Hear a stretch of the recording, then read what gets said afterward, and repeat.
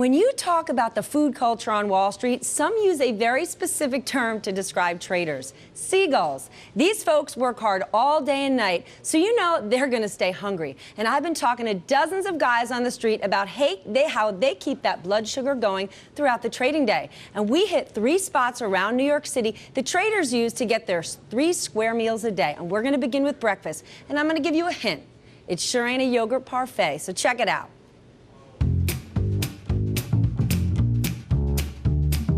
Some people like fine wine. Some people like beautiful women.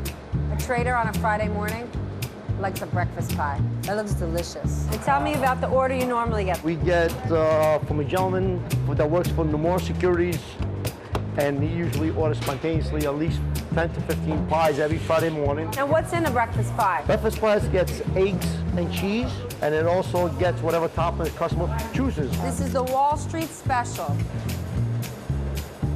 We got egg, we got cheese, we got bacon, we got sausage. They don't call it a special order for nothing. Tribeca, this is a little bit of a hipster neighborhood, but did you think this would end up being a Wall Street place? So much of our foundation and our ownership, our friends, is in the finance world. But thank you to Goldman Sachs for moving into the neighborhood.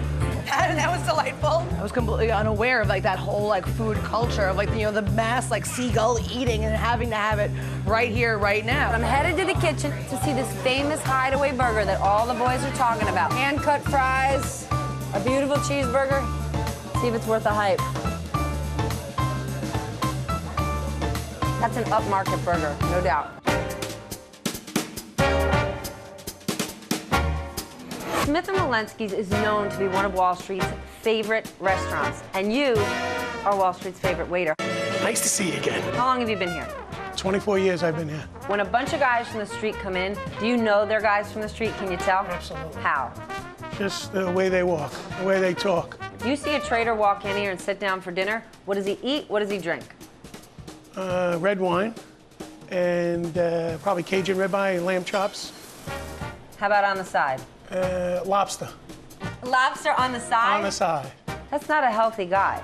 Oh, 1 day a week, you can afford it. We use the best wine. Our steaks are all dry aged. We age it on premises, and everything is phenomenal. Is this a crowd that wants to drink all night, or they can't wait for dessert? Dessert is not a high priority.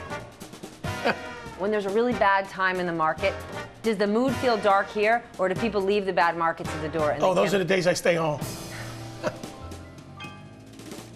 1 day a week, he could afford it. That's Danny Collins. This man is a well-known trader to all guys on the street. And one part that we left out, this guy actually left Smith & Wollensky's for a short period of time to become a broker himself. And guess what? He went right back because he loves traders' hospitality. He doesn't like him as a client. This seems like a guy's Wall Street diet. You worked on Wall Street. What's the women's diet?